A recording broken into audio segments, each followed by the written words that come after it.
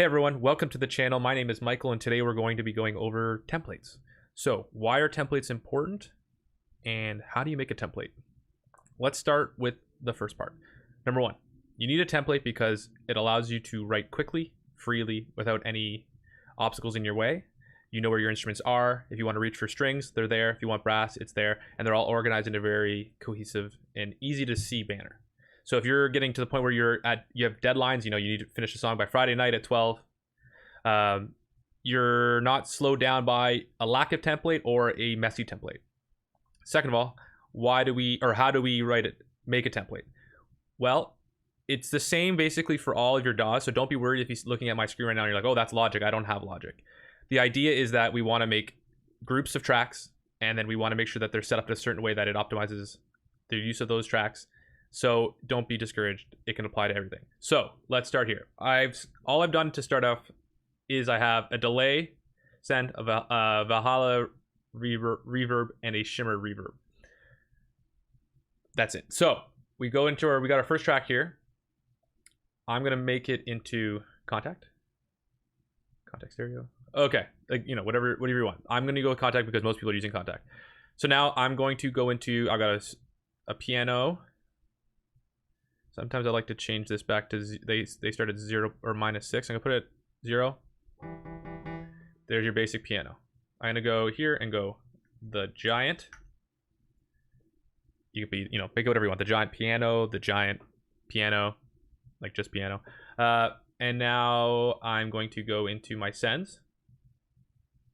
I'm going to go Valhalla, 1, delay, and shimmer. So what I'm going to do here is, now they are at, like, the sends are set up with this giant, but it still sounds the same.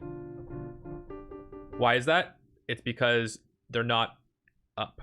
So if we turn them up, you can tell let's just pull it all the way. Now you can hear that there's quite a bit of reverb. So I'm gonna turn it all the way back down and I'm gonna turn them all off.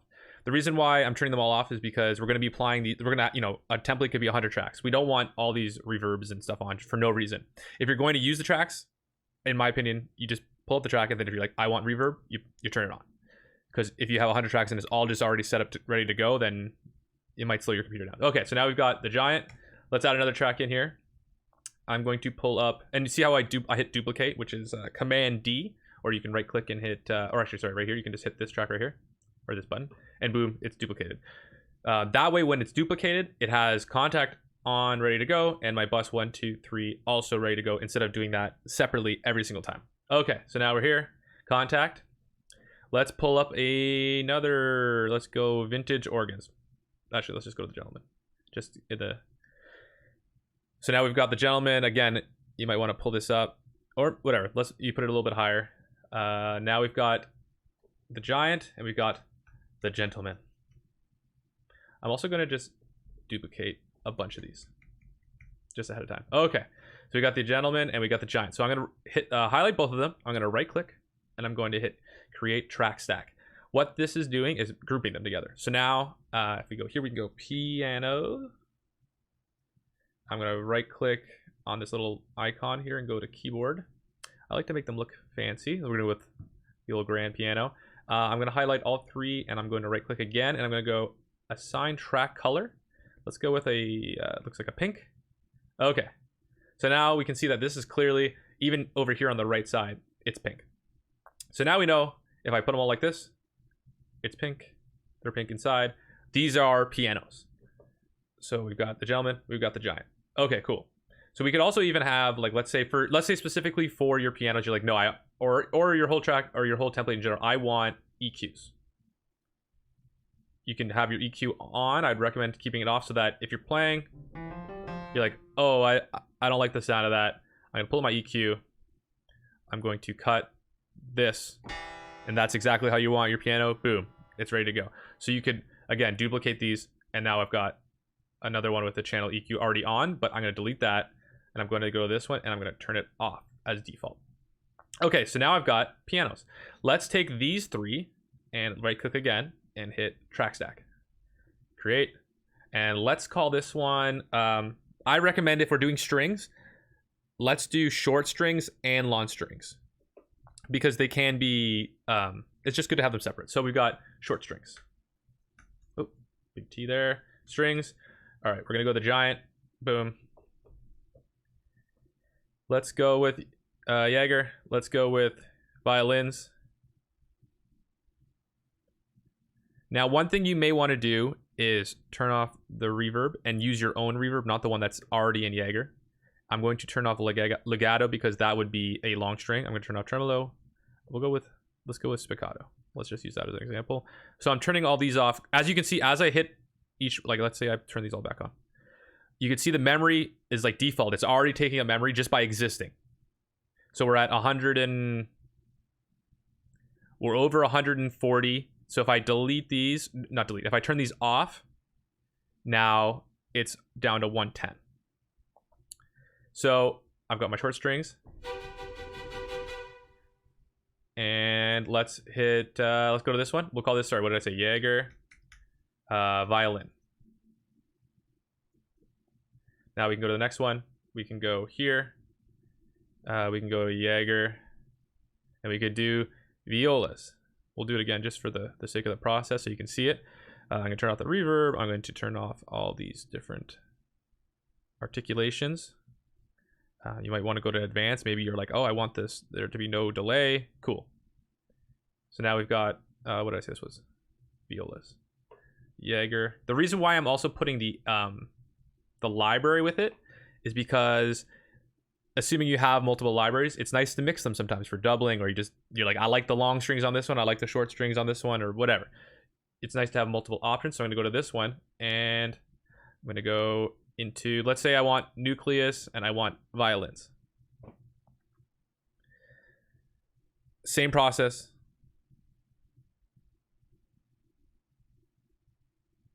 So now we got nucleus, violin.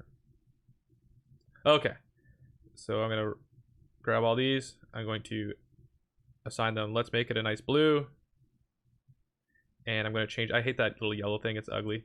So let's change that to, so we're in strings. Let's go with these guys. Okay, so now we've got two groups. We've got the piano, we got the short strings. Now you can already see that, let's say I had 5 of these. When you open your track or your project up, your template, it's already just looking clean. You're not overwhelmed with tracks. So I'm going to undo that with Command Z. It's going to take its time. They're all going to pull up. Okay, so now we've got our short strings. Let's go with these two. Let's create track stack again. Create. And we'll go long strings. And as you can see, remember, we got all our buses here. Contacts are ready to go. So I'm going to go here. Long strings. Let's use a third one just so we keep going. You know what? Let's go back. Let's just use what we were using. So I don't want people to be overwhelmed with libraries. Don't worry about the libraries. So we got violins. This time I'm going to turn off everything but legato. Make sure you have it selected as well if you're using nucleus. So now we've got long strings, as we mentioned by the group, and we've got nucleus violins, I think is what I hit. Violins. Typing's not good. All right. And let's just pretend this is Jaeger violas, right? So make sure you're going through whatever you want to have in here, put them in here. I'm not going to do them all just because that'll take forever. Assign track color. Let's go with a purple. And then we also want another strings. For long strings, I don't know which one speaks. Like, I guess we'll go with this one. Okay. So now we got our long strings, our short strings, and a piano. So you can see how this process, you get used to it and you get going. So now we've got 3 different groups here. You can do another one. You can be like, okay, percussion. Another one of synthesizers, whatever you want. You got serum. You've got, I can't think of another synth. But you've got all your different groups set together how you want them. Now, where could we go from here to improve this even more? You can go over, also, I think I changed this beforehand. This was normally set to, I think, beats in project. You can go over here and hit this and then go to custom. That gives you a better thing so you can see your CPU and your hard drive, just as a side comment here. Okay, so now we've got 3 groups, 5 groups, whatever you want. How can we keep improving this? Well, what we can do is, let's say I've got an instrument here. Let's pull up Warzone. Trailer hits 2. What you can do is go into here.